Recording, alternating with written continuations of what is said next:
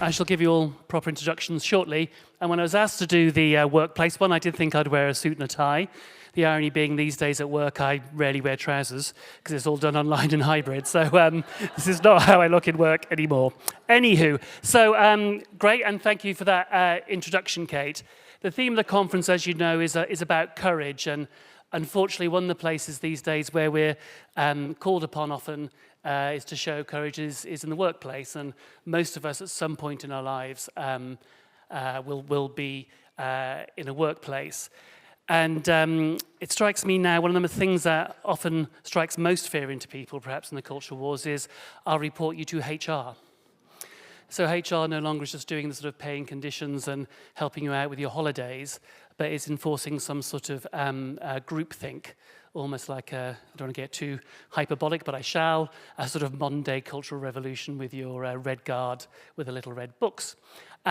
Myself, so in my workplace, I work in quite a sober workplace. I'm relatively senior, and I resisted a lot of this for some time. But eventually it had to happen that someone was called in during the work hours to sit in a room with everyone else and call me queer and tell me I was part of a queer community and explain to all my colleagues what LGBTAAIQQ, and there was an F in there as well somewhere, plus, meant. Now, that's fine, people can have those views, but to my mind, these are sort of completely what I consider to be political views, and we don't have any other political views called into the workplace. So in this session, I'd like to explore both how we got here, but really importantly, as we get through the session, what we can do about it. So I'll move on to the first person who is, who, as they say, needs no introduction, but I shall do anyway, because then I can hold the microphone for a bit longer, but it's Simon Fanshawe, who is...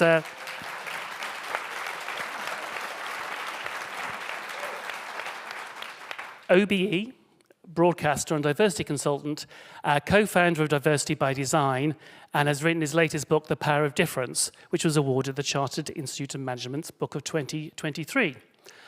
Well done. I've also known Simon a long time, but what I didn't know was that he was voted the second most influential thinker in 2022 by HR magazine. You was robbed, Simon. Whoever came first. Over to you. Thank you very much indeed, and thank you, Kate, for making a joke about me. I am absolutely a victim to Oscar Wilde's thing about wanting to be talked about is better than not being talked about at all. When I went to Cambridge, and I was Afra's down there, the wonderful barrister Afra Hush down there, there were people chanting outside, and you know when they come and they want to disrupt, and they always seem to bring kitchen implements, and I don't know why. And I don't know whether you're old enough to remember Top of the Pots, but I call them pots and pans people. But Afua said to me, she called me, oh, they're chanting your name, and I went, oh, I've got a credit. So, you know, because that's the main thing about this. Look, it is amazing to be here, and one thing I do want to know, though, is there are a lot of fabulous glassage going on here. I mean, the spectacles, I mean, are lesbians getting a better... Do you get a discount at Specsavers or some such? There's definitely a fashion move here, I think, for lesbian glassage, so well done you for trying to overtake the stylish gay men thing.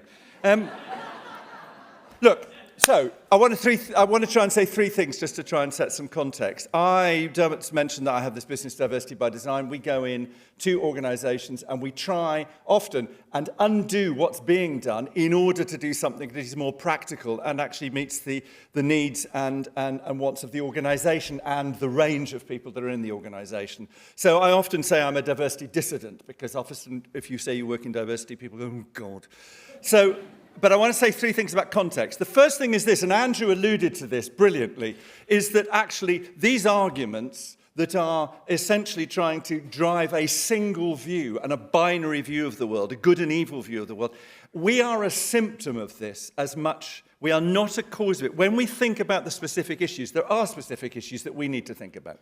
And we've heard some brilliant articulation of them on panels. but they're not specific to us. We are existing in a broader context of political discourse at the moment that does not understand nuance. It doesn't understand, and we've seen it dramatically over the last 3 weeks, that you can say, I wholly criticise and am critical of Netanyahu's government. I am wholly critical of Hamas. I absolutely believe in a two-state solution, and I think Israel has the right to exist. Apparently, that is an inconsistent position. Why? This is completely crazy. So one thing I would say to you is, look at the wider context of the politics that we're in. Because if we're going to solve this, we're going to have to solve that bit of it and understand our relationship to it. We are being driven into a situation where we are being made part of this binary world, where either it's good or it's bad. And one of the key resistance to it is to say, I'm not buying into that. So that's one thing, I think, is to how do we think about that context? Because in work, that is absolutely what happens in work. Because what then is, there's this peculiar experience where in work, you now have these staff network groups. There is a perception from the LGBTQIA++ group, and I mean, I always say that there's people who've turned a great passion of my life, which is lesbian and gay equality, into a slightly secure password on the internet. But if you go LGBTQI+++ and plus, I mean, who the fuck is not invited to that party? But I make that point to make a serious point. Everybody wants to be in on the Victim Olympics. Everybody wants a medal. So, because the status in it. So what you have in work is you have these groups that set themselves up, but they set themselves up around an idea which is to do with their disadvantage. The fact that they're disadvantaged in some ways. And I often say to groups when I work with them, especially the LGBTQ blah, blah, blah groups, do lesbians and gays have legal equality in the UK? And you'd be amazed by people trying to not answer yes. We have equality. We set up Stonewall. We did the job. It's one of the most successful things that anybody's ever done in political campaigning in Britain. If anybody's old enough to remember Bob a Job Week, job done, big yellow tick. You know, so my second point is this. My first is we've got to argue against the binary. And it is odd, actually, the people who say they're non-binary are politically the most binary people in the entire world. We've got to argue against the binary. The second thing is we've got to argue against victimization. The idea that the function of these groups is somehow to project a notion of victimization at work. Actually, and this is my third point really, is what we need to do is ask ourselves as people in work and redirect these kind of notions of diversity and staff groups and all those things. We have to redirect them towards the purpose of the organization. Not the people involved, but the purpose of the organisation. Let's just think about Stonewall for a minute. The point where Stonewall was successful, and by the way, I was just, there were 6 of us at the beginning, and that's because we just happened to be there. A whole bunch of other people, we left, and a whole bunch of people took it on. So I'm not blowing smoke up my own hoo-ha. What I'm saying is the brilliance of the strategy, and it's Angela Mason is the absolute heroine of this, the brilliance of the strategy was this. We didn't wander around saying we're gay, we're special. We demand to be parents. We demand this. We didn't do that at all. We said, we're gay people, we're lesbian people. We want equality so we can partake as citizens in the creation and operation of a society in which everybody wants to live. So what we need to do in businesses is redirect everything that we do in those groups towards the function of the business. What is our particular voice that we can add that other people can't add? And by the way, it's not a single voice. The LGBT voice is not a single voice. If we sat here, I mean, I have spoken to Conservatives today. You know? And it's great. And for me, I tell you, coming from my family, I mean, this is a Conservative I wasn't related to. So we are multifaceted, multi-viewed. So the 3 things I would say is, number 1, we have to try and reject the binary in work. We have to say there is a much more nuanced view of the world, and actually these social issues that come in, are they legitimate at work? Number 2, what we have to do is say, what is our strong voice? What is our strong voice and the multiplicity of our voices so we don't get ourselves into a kind of victim mode? And the third thing I would say is that we have to redirect everything we do as lesbians and gays in organisations towards the function of the organisation. You know that awful phrase, bring your whole self to work? God forbid. God forbid. You know, I mean, what an awful idea. And it's this peculiar idea that well-being, my happiness, all of that has been substituted. What we used to talk about is we and our happiness. And you need to do that in organisations. And the last thing I would say is that tactically, the way to do this is not to argue about the specifics. Don't argue about trans this or LGB that or whatever. Say to bosses, say to the management, if you impose a single view or allow them to impose a single view, you will divide your company. And once you divide your company, what will happen is those loud voices that Andrew talked about who are dominating the space, they will dominate. Everyone else will shut up. And if you're in the NHS, and Kate's going to talk about the NHS, but just to say one thing about that, if one end of the argument you're saying this is the language you have to use, and if you don't use this language, you will be penalised, you will be sanctioned, and so on. And at the other end of the argument, you say, and of course, we've got a whistleblowing policy, so we really want you to feel free to speak up. That is a contradiction, and you end up with Lucy Letby.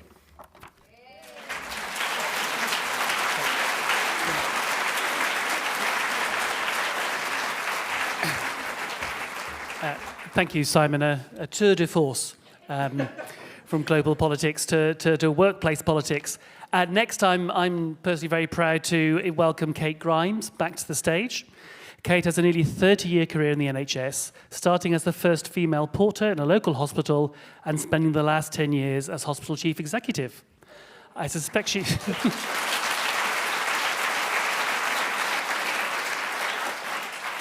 I suspect she had some jobs in between those two. She lives with her partner and her 2 sons and her 2 dogs. And Kate hopes to be a lesbian nana someday. I think her sons might have something to say to that. But this week I became a step-grandfather for the 8th time. So there you are. Congratulations. So look forward to it, yes. They're wonderful. You can give them back. So I'll go and hand over to Kate now. As you all know, the NHS is the biggest employer in Europe. And I believe, because when I worked there briefly, the biggest employer in the world, second only to the Red Army. So I think as a workplace, it's very important. So, Kate, over to you. Thank you, Dermot. 2 years ago, I stood on this stage and I spoke about homophobia in the NHS. I talked about how gender ideology was harming lesbian, gay and bisexual staff and patients, about how LGB staff were frightened, how they were being forced back into the closet. I thought that somehow if I could just get the leadership of the NHS to listen, to hear what was happening, that they would be as horrified as I was. How naive was I? Over the last 2 years, I've spoken with chief executives. I've spoken to directors at the top of the NHS. I've written to the Secretary of State for Health and to Amanda Pritchard, the Chief Executive of the NHS. Along with many others, I've had horrifying stories in the national media. MPs and peers have written to the Department of Health. They've raised concerns. So many have done so much to whistleblow. So they can no longer claim that they don't know what's going on. They know what's going on. They're just not going to do anything about it. And the reason for that is that there are a few trans rights activists right at the heart of the NHS, and the rest of the so-called leaders are too scared to challenge them. They lack courage.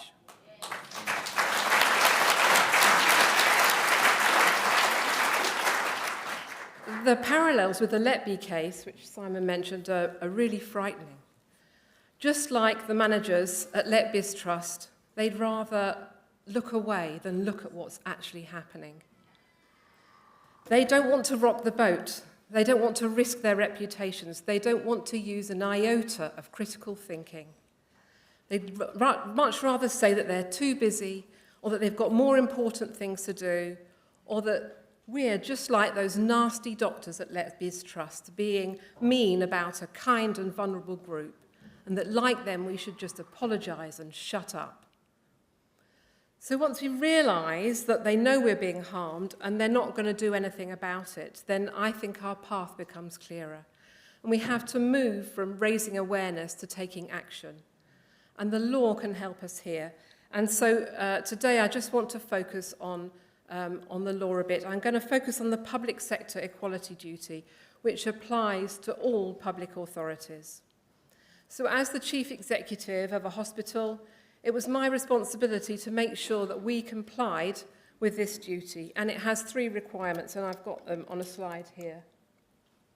First of all, to eliminate unlawful discrimination, to advance equality of opportunity between people that share a particular characteristic and those that don't, and to foster good relations between those who share a particular characteristic and those who don't.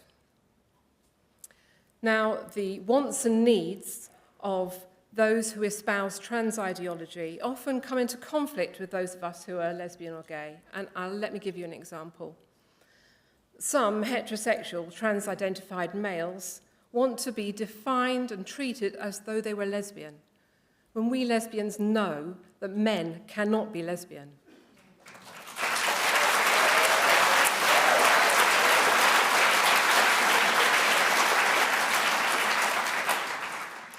So how must the lesbians at Lincolnshire Teaching Hospital or North West Anglia NHS Foundation Trust feel to be told by their organisation, and I'm going to quote here, an individual can change from a man to a woman and can also be a lesbian, or trans women can also be lesbians?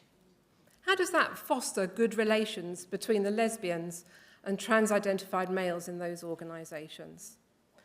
When an organisation, as Simon said, when an organisation takes one side in a conflict of beliefs, they stifle the speech of those on the other side.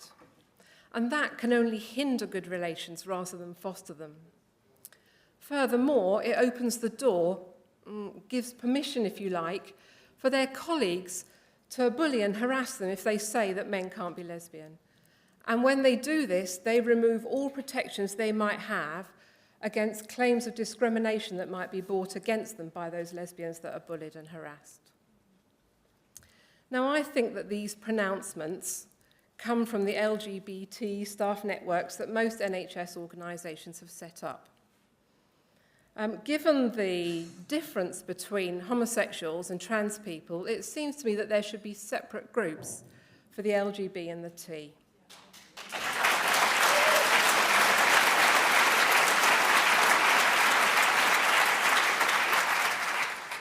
How can a chief executive know they're delivering their public sector equality duty if they're forcing 2 conflicting protected characteristics together? How can they be assured that one group isn't dominating the other? At this moment, all over the country in public authorities, there are staff groups that have been set up to advocate for particular groups. And they're proposing a whole range of changes to the managers that are blindly accepting them. Right now, I've lost my place now.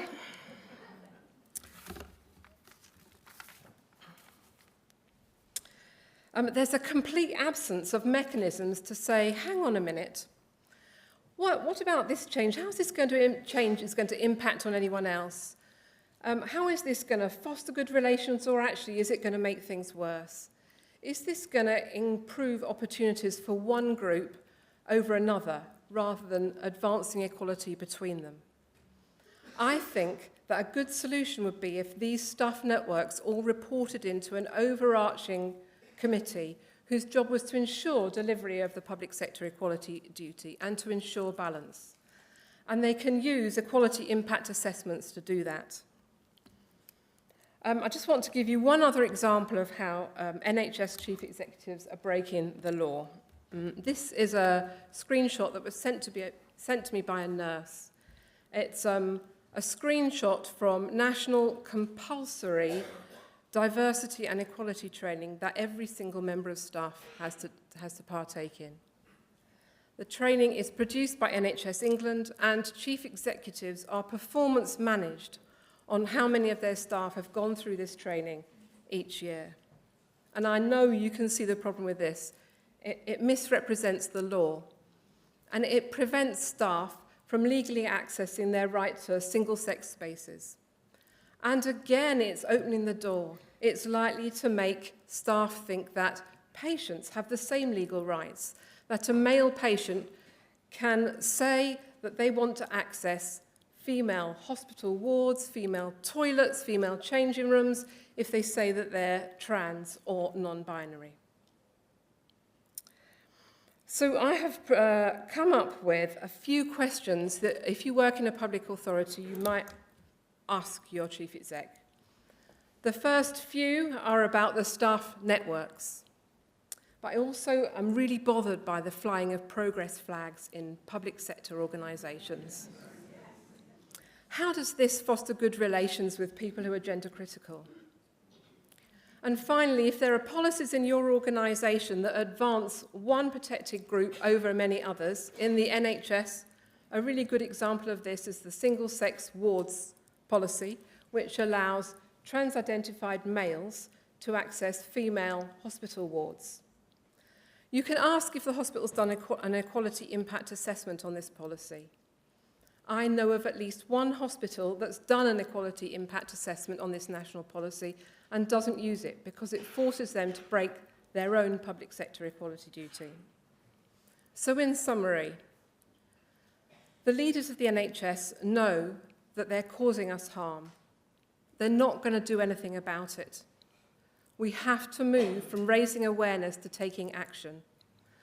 So you can talk to your chief exec. If you see them breaching the law, ask questions, challenge them, ask for change. It takes courage, but we need to start standing up for ourselves because no one else is going to do it for us. Thank you.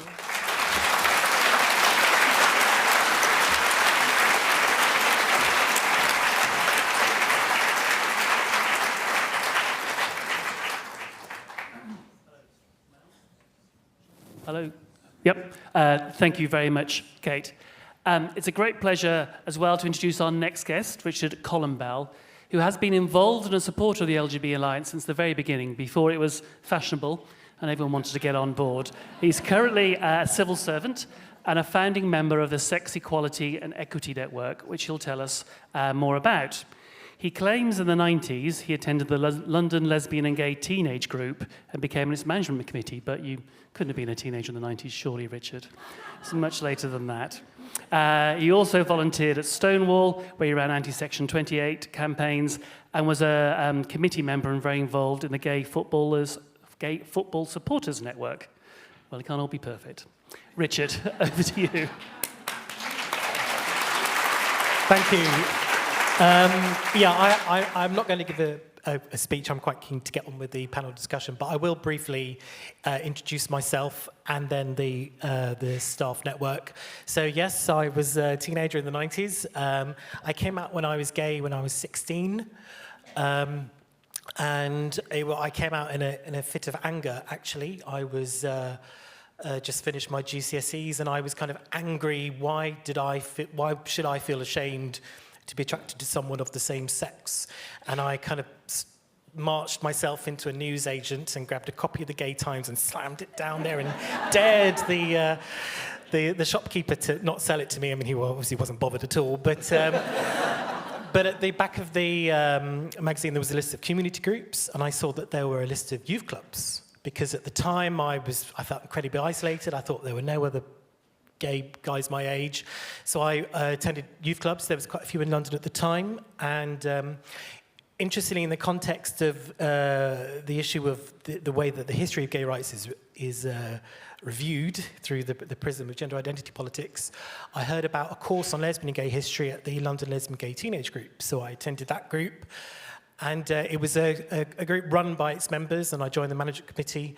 And then in 97, 98, I think it was, we were approached by Stonewall, who said, would members of your youth club be willing to volunteer on the Age of Consent campaign? We will be asking you to go in the media to debate the issue with people. I mean, this is a kind of about turn from what Stonewall's policy was from 2015 with no debate.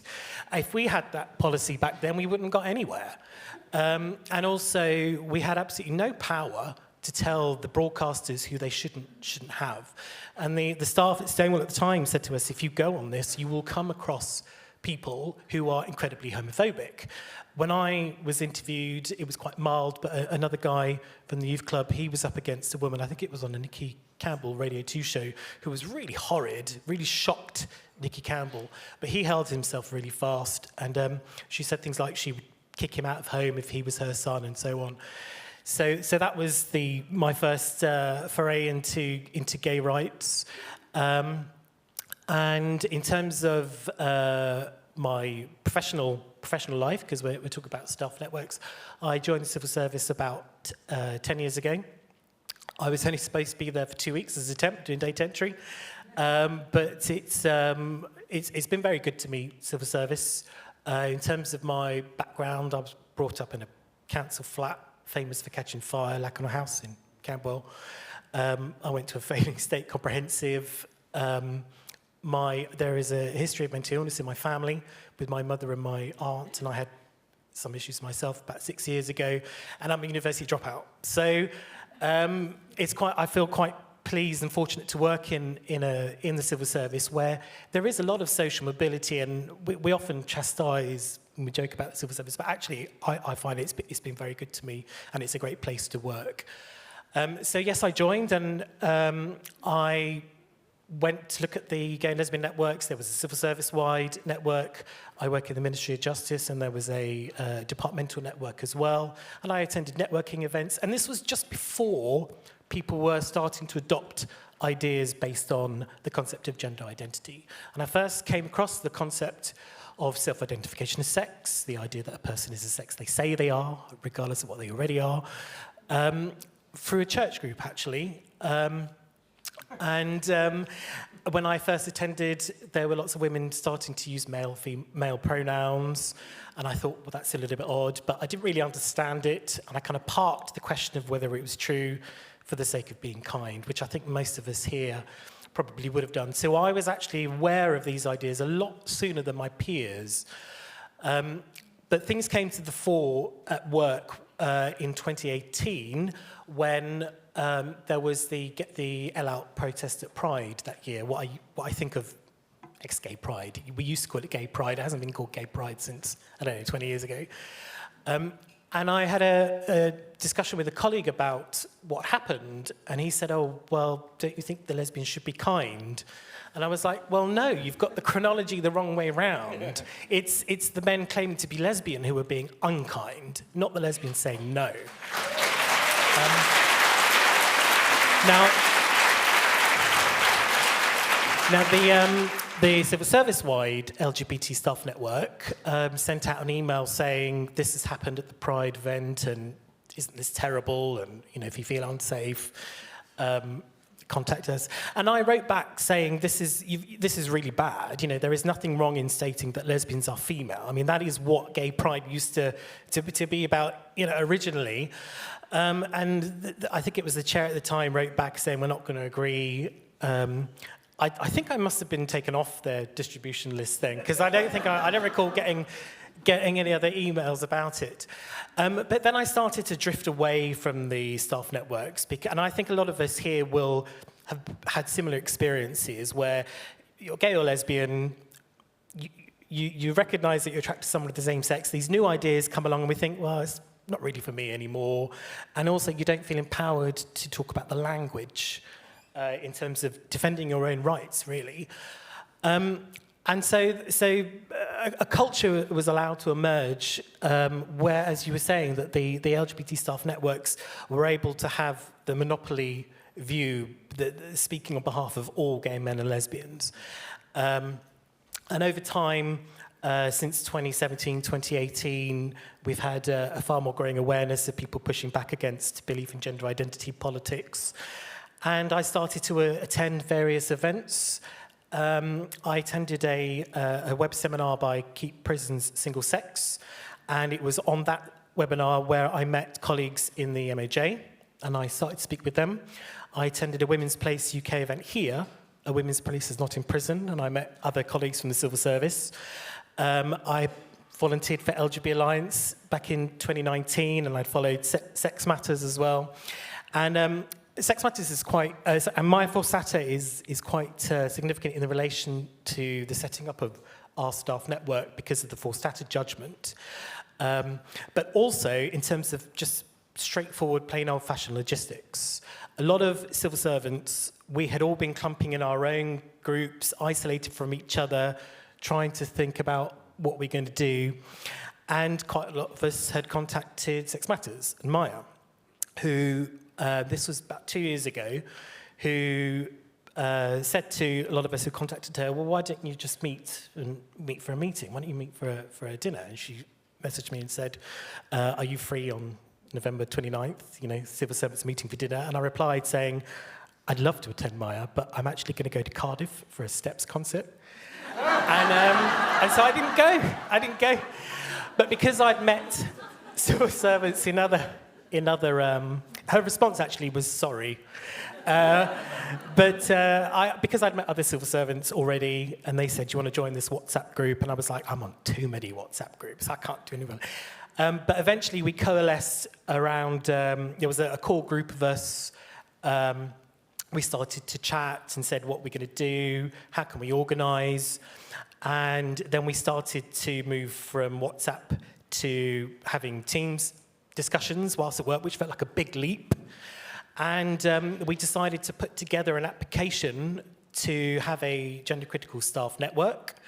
The real benefit of the civil service is that we have an existing infrastructure for staff networks and quite a clear pathway into putting a proposal in to set one up. And because of the force-status judgment, which recognised gender-critical belief as a protected characteristic, all the staff networks are based somehow under the protected characteristics. And even though we were originally thinking that we should be a staff network on the basis of sex or sexual orientation, when we put our application in, and because we were putting an application in for a civil service-wide network, it was to the Cabinet Office, their response was, well, it's quite clear that there are already gender networks, there are already LGBT networks, so it's quite clear that your column is the faith and belief column, because that was the basis of the force-status judgment. And we fill out all the paperwork, we tried, we thought we'll probably get pushback, but they said yes. And we spent about 3 months in denial ourselves, and then we launched last October, officially just before this conference, actually. And on the day that we were publicly announced by the Cabinet Office as being launched, we were having a strategy day, civil servants love having our strategy days, in the offices of Bays, which is just down the road.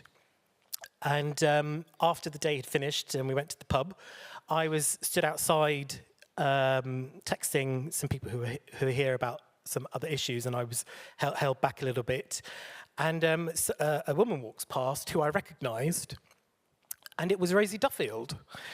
And I immediately shouted out, Rosie Duffield! And she turned around, looked startled, and I thought, oh my God, she thinks I'm probably harassing her. And because I was volunteering at this conference last year, I blurted out, I'm LGB Alliance. And then she burst into this big smile, and we had a chat, and I said, you'll never guess where I've just been. We have literally just launched a gender-critical staff network. And then I went to the pub and told everyone, I've met Rosie Duffield.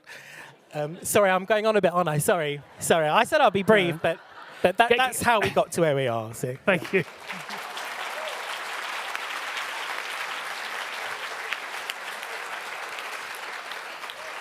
But very quickly, Richard, if there are civil servants here, they want to get involved in scene, how would they do that? There are some already, I can see some, and it's interesting that the topic is courage, because just seeing you here gives me courage too. So there are the loads, but we do have a public-facing website, so you can message us there, you can sign up with your work email addresses, and we'll go from there. Good, okay, thank you. So I'd like to get through as many of the questions as we've got. We've got some on Slido, I will take some for the audience. I'll try and do a bit quick fire. So first of all, who has the answer to what to do when you're asked your pronouns in a work context? So. Oh, whenever I'm asked my pronouns, I always say, get her. But I did hear a really good answer the other day. This was a managing partner of a big law firm, was asked by one of his people why he didn't have his pronouns in his email. Very loyally answer. He said, because if I did that, I wouldn't be bringing my authentic self to work. That's a good one. Right. Well done, him. Fantastic. There's another question on Slido. It's not the most voted for one, but I'd be interested to know what people on the panel thought. They said they work in the public sector, so they're really interested in this panel, but they feel quite uncomfortable or restricted at work. Are they a coward? If you don't speak out, well, what would you say to people who are feeling, who agree with what we're saying, but don't feel they have the, I mean, you know, I've been around a long time, I don't care anymore, you know, sack me, I'll take the payoff. But you know, what would you say to people who don't feel yet they can speak out? Yep. Yeah, I mean, we get a lot of this. We have a civil service-wide network, but one of our projects is to have departmental networks as well. We call them chapters of scene. And one of our first priorities really is to put people in contact with each other, because people feel isolated. I mean, that's what we felt before we came together. And I think people can be reassured now that they're not alone. It's just a case of how do you put people in contact with each other. We started off informally. So you can start off informally with like-minded colleagues and then go from there. The problem with lots of bodies is that they don't have the infrastructure to create staff networks. In the civil service, I think we are the first gender-critical staff network possibly in the world, maybe, but that's because we've got the architecture there and we have the support of people who recognise that we have to uphold the civil service code, which includes plurality of views. Oh, sorry. Oh, okay. But yeah, so firstly, you're not alone, but people do feel isolated, so do try and get in contact with each other. There's loads of gender-critical events in the UK. Attend, go to the pub, network, and then you can go from there to organise collectively. Kate?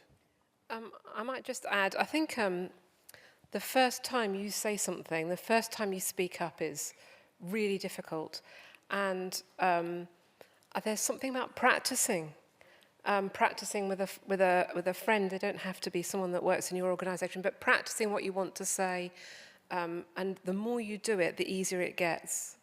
When I first spoke, actually, it was about pronouns, and I was a Greenpeace volunteer, and they ask you to put pronouns on your badge, and I hadn't put them on my badge. And I got asked about it, and I was almost incoherent. I was almost incapable of saying why I wasn't, when I got challenged, why I wasn't putting them on. I was told, well, it's a matter of dignity, isn't it? And I was really cross with myself for not being clear and coherent about why I wasn't prepared to do it. And so I went away and I've practiced, and I left Greenpeace, and they insist on using pronouns all the time. And I've got better at it. And just the other day, someone from Greenpeace came to my door and wanting some money. And I started a conversation, and I was really, really proud that I was able to have a really clear and coherent conversation with him about what I thought and why I couldn't support Greenpeace. So it gets easier the more you do it, and I suggest practice. Can I mention about pronouns as well? Go on. Yeah, briefly. Yeah, we had this in my workplace where pronouns are being encouraged to be adopted. It's not compulsory, but I think a lot of people who higher up in the civil service who've allowed this kind of adoption to take place, I don't think they recognise that pronouns, the declaration of pronouns, or embedding it in your team's profile or your outlook. It is in itself an adoption of rituals of American cultural politics that is being imported into the United Kingdom and superimposed on top of the existing meaning of words. You know, we use pronouns on the basis of sex, whereas they don't recognise that the demands being made are on the basis of a different concept of gender identity. They're doing it in the name of inclusion, which is, I think, a kind of a word that's taken on hypnotic properties for a lot of people. You know, why should we do this? Because it's inclusive. Yeah. So. I mean, I've never felt less included in my workplace than when I had to be lectured by that person. Right, I'll now throw open to the floor. I'll take some questions in groups of 3, just so we get a few in. There's someone already brandishing a microphone. So you've got the microphone. There's someone right at the very back there waving away. I shall take the risk of taking that person. There's someone here. Yeah, you, the second one. And the third one, the chap there with the beard. I hope. Hi. Yeah, thank you. Okay, thank you very much, all of you. Simon, you said job done in relation to lesbian and gay equality. Tick the box. Can I just suggest, and this is an invitation to all of you to reflect, there is one sector of public life where the job is not done, and that is religion and religious schools. There are serious inequalities and oppressions going on there towards lesbian and gay teachers and pupils. There is humiliation, there is theologically justified hate speech, and a light needs to be shone on all of that. That is a job that still needs to be done. There is here in this conference an organization, a new organization called LGB Christians, which is set up precisely to attend to those kind of challenges. Thank you very much. Thank you very much. If everyone keep their... Great question, and if everyone keep their questions that pithy, we fab. I work for one of the biggest NHS trusts in the country, and 6 months ago they published their trans employee equity policy. And in a trust of 25,000 employees, only one person objected to this policy, and that was me.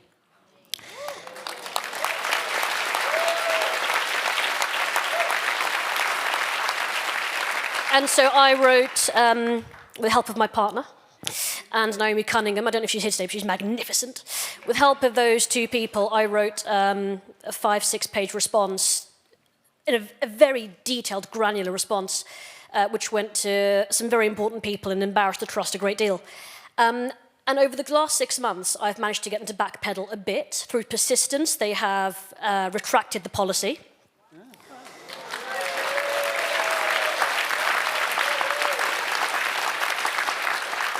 But I've had meetings with extremely senior people in HR, with the group inclusion director, with the clinical director.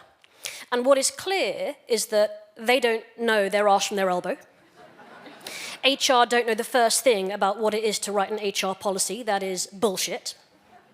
But what is even more interesting is that when I asked them what their consultation process was, they said, well, we sent it to all the staff networks, including the Women's Network and Disability and so on. We had no responses. We took it to our policy working group, and Safeguarding signed it off. We took it to NHS England, and they signed it off. NHS employers said, well, you have to fudge it a bit because there's too many policies from the GMC and the NMC and the CSP and the HCPC. So they basically completely fudged it. And so although I think that there is something sinister... Can you... I am getting to my point, I'm getting to my point. But it's not just about a sinister lack of interest or an agenda up at NHS England. It's about a lack of education and training in the clinical workforce. So this, I think what we're missing in some of our thinking is how we tackle medical education, nursing education, and how clinicians actually are trained to think, understand evidence, and think about things in a very granular way. And I'm interested in how we can try and have some influence on that. Thank you.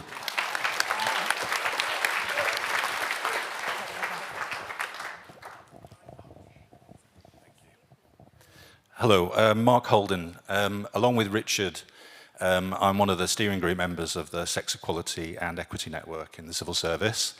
And as he said, we've been going for just about a year now. So my question to him, and I'm going to give you time to think about it, is sort of what's been the biggest achievement that we've had over the past year. I'm going to give a slightly facile one, which is that we launched our Twitter feed a little while ago. We've only been going a year and we've got about 1,500 followers. But that's more than Agender, who are the trans network. And they've been going for 20 years. Not a competition. Right, so I'll give the panel some KPIs, as we're in a sort of workplace setting. So I shall go down the panel and pick up those points some are clearly addressed to some of you. If you do that in a really pithy way, I'll get one more round of questions in before our time's up.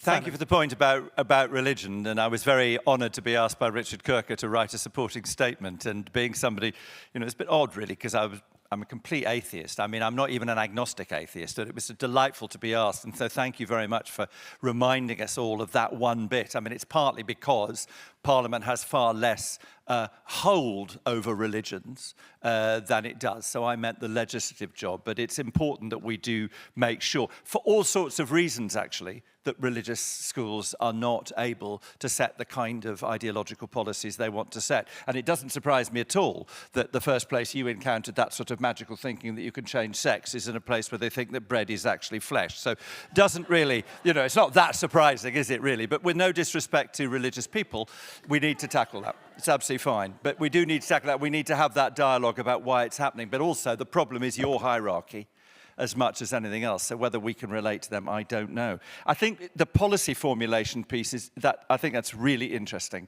because one of the things that organisations do is they defer to, in consultation, staff networks or whatever, and they give them the right to veto policy. And that lies in this peculiar notion, this dreadful phrase at the moment, lived experience, as if any experience is not lived. So I always talk about personal experience and professional experience. And if you say to them, there are voices in each of these groups. So your consultation has to make sure that it hears voices. And one of the reasons I think it's really important that we're actually more and more in the faith and belief column, that is our most powerful tool. Not arguing about the specifics, but actually saying, I have a view, they have a different view. That's the fundamental question. So what we're saying is organisations need to take heed of both of those views, which you've done so brilliantly in facing them with that other view. So one of the things that organisations shouldn't do is just kowtow to those staff groups. And I would say my question to you also is not what's your greatest achievement, what are you going to do next? What is going to be your voices that you're bringing into the operation of the civil service that enhances the operation of the civil service? Because if you can show value to the civil service in that way, then you will be listened to by them. Yeah, the point about religion, I think, is very pertinent, because I think a lot of people who've embraced belief in gender identity don't recognise that they have adopted a faith-based position. And if they were to, and if the senior leaders in organisations, work organisations recognise that, they would know that you cannot then compel other people to believe it too. Interestingly, the church I grew up was very liberal, and the first gay-friendly place was my church. The vicar's daughter was an out lesbian. There was a gay couple there. And you mentioned the public sector equality duty, and when you mentioned that reminded me when I first joined the civil service, where a woman in my team was a Christian evangelical, and I was told by another colleague, oh, she thinks being gay is a sin. You've got to watch her. But because I'm from a Christian background, I was able to communicate with her on her level. And then I think our relationship was, in effect, public sector equality duty in action. She didn't try and convert me. She didn't accuse me of being bigoted. And this phrase, wrong side of history, I think is a secular way of saying you're condemned to damnation. Because like I say, people don't recognise it's a faith-based position. And in the end, she was quite fond of me in the end, because I used to go with her to some of her events.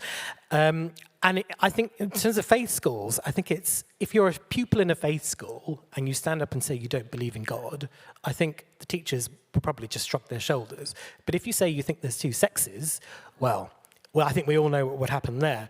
In terms of policy and Mark's question, in terms of biggest achievement, we do now get to advise with policy. We are included in some forums.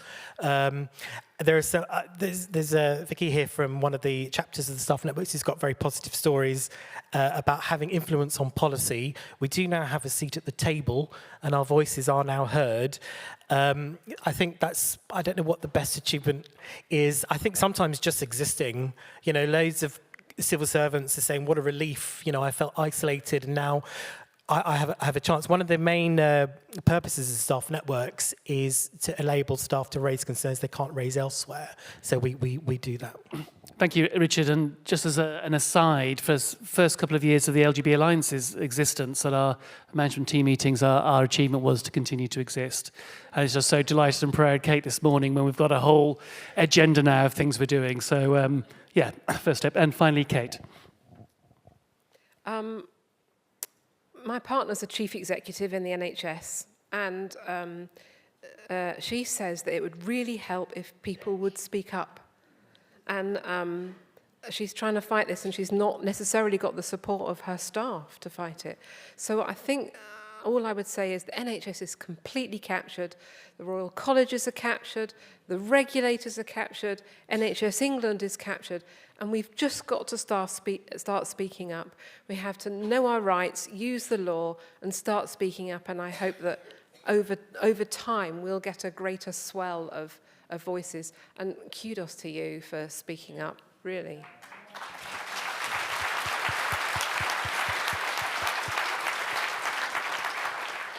Fantastic. So last set of questions. I'm just keeping you from your cookies. There's a lady at the far back there. Are you the same person, you two? So what have you, between you and the person down here, the lady down here? Yeah, with your hand up.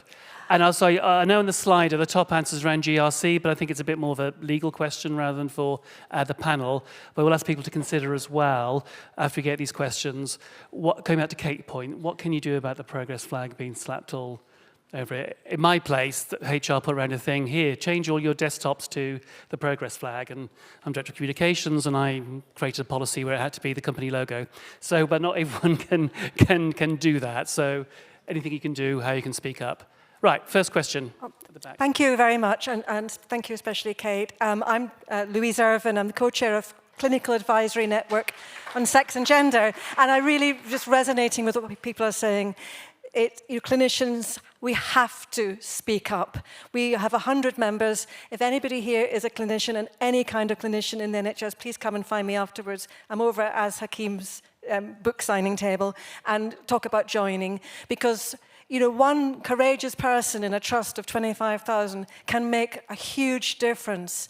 So we have to take courage from that. And just thank you, everybody, for raising this important issue.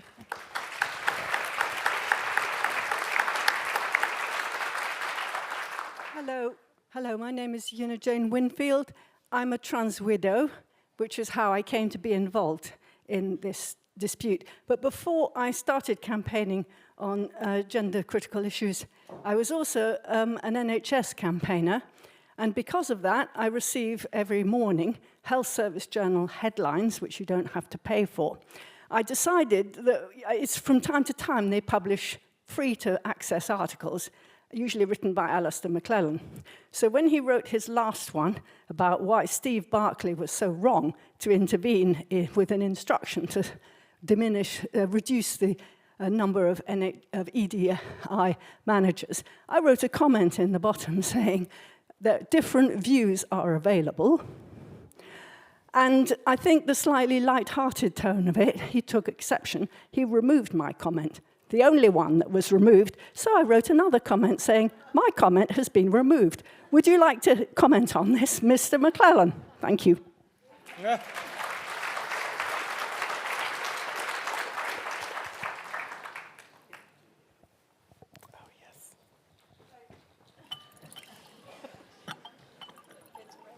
Firstly, great panel, thank you all. I wanted to highlight there is actually now a SEEN network in the private sector. So if anyone here is working in the private sector and wants to join a network, if you Google seeninthecity.org, you can find the private sector network. My question is to Richard. Have you guys tried to engage with any of the wider civil service networks, not necessarily agender, but for example, the Women's Network? How has that gone? Would you recommend that? Great, thank you. So those are the last three, some quite general points there, so I shall go along the panel. So please don't respond to every point, but ones you want. And if you have any final perorations to make, then please feel free to do so. I haven't got a lot more to say, but I did want to say something about Steve Barclay's intervention, actually, because I do think there's a need in the NHS to look at inequalities. For example, black women have much worse outcomes in terms of maternity care than white women. And I think that's where we should be focusing our energy and attention, not on all these other initiatives about staff.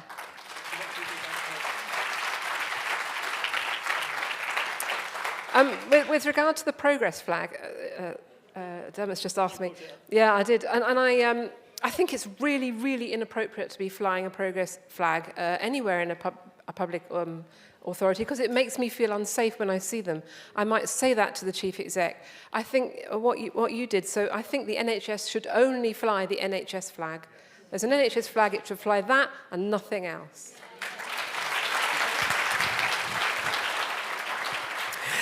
Yes, about the flag. From what I understand, there are quite strict rules actually in civil service about what flags can be flown on government buildings, and I don't think the progress flag is one of them.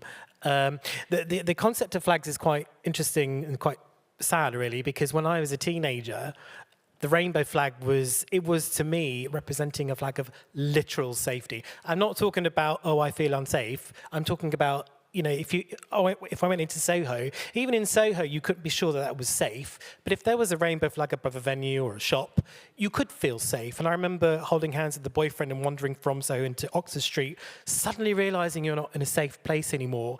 And now in the civil service, lots of members of staff have rainbow lanyard. I've got a scene lanyard. But when I look at them, I think, are they even gay or lesbian? They're probably a straight ally, probably someone who refers to themselves as cisgender, and probably thinks I'm a bigot if I don't pretend that men can be lesbians or women can be gay men. I mean, that's just my projection there. There's one thing I did want to say before I came onto the panel, which is, a lot of workplaces are very coercive environments for gay men and lesbians. We are expected to provide what I think is, in effect, free emotional labour for quite often straight men or women who are in denial about their sex. It is quite coercive, especially if you're expected to refer to yourself as cisgender. If you are gay or lesbian, you don't need to refer to yourself as a cis gay or a cis lesbian, because gay or lesbian requires no caveat. So that's just one thing I wanted to say there. And in terms of the wider networks, it's curious that you mentioned the women's network, because of course they're not called that anymore. It's called the gender networks. The gay and lesbian networks are not called, the gay and lesbian are now called the LGBT networks. They've both moved away from sex and sexual orientation towards the concept of gender and gender identity. So in fact, they are quite often the most hostile people towards us.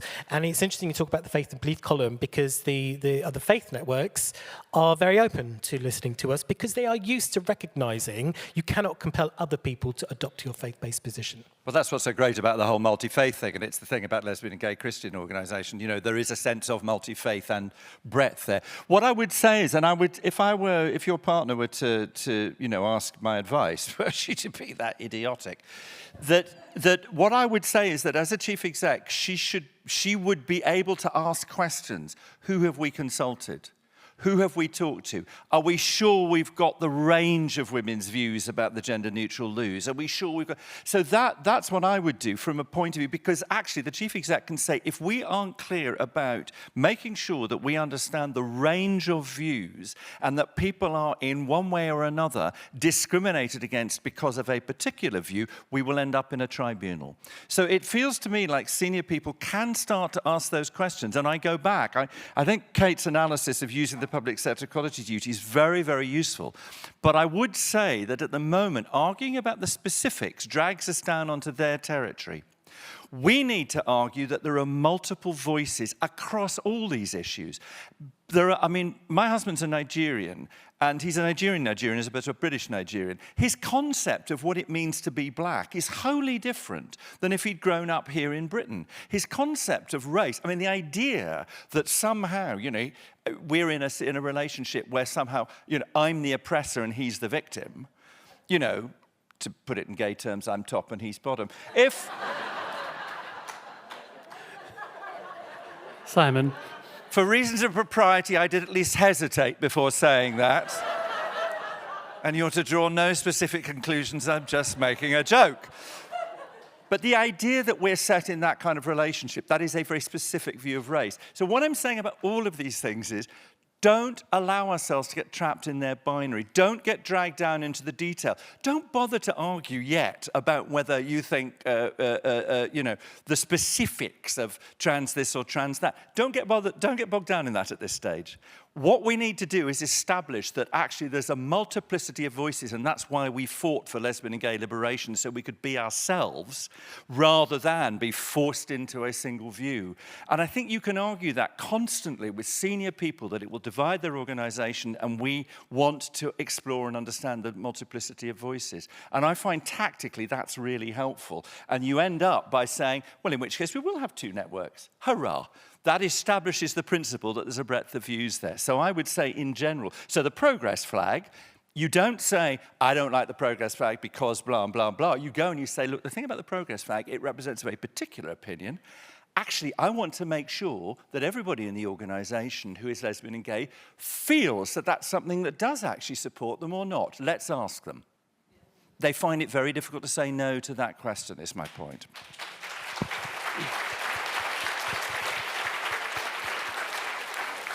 Well, thank you very much, Simon. Thank you, Richard. Thank you, Kate. I'd like to thank the whole panel and for you coming here. Just to sort of conclude this session, I think the workplace, when we talk about this institutional capture, a lot of this is happening through the workplace. As everyone in this room will know, is Millicent Fawcett, who said, courage calls to courage everywhere, and it cannot be denied. And I think just looking out across from my perspective here, this conference is bigger than it was last year, and it's bigger than it was the year before.